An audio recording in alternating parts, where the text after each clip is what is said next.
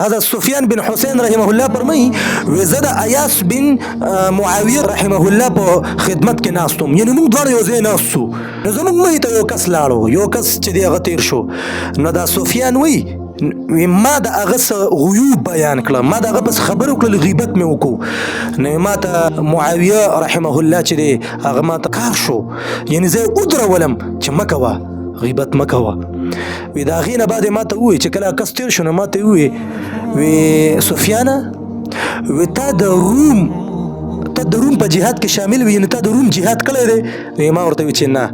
بیا راته ووایي وی تا د ترک جهاد کې شامل وي، د ترک جهاد دې کړی دی؟ نو ما ورته وی چې نه. وی ما ته وایي چې دستانه ترک محفوظه پاتې شوی دی، دستانه روم محفوظه پاتې شوی دی، خو چې دستانه محفوظه نه دی پاتې شوی، هغه د ستا د ژبې نه هغه د ستا د ژبې نه دغه مسلمان رور محفوظه نه دی پاتې شوی.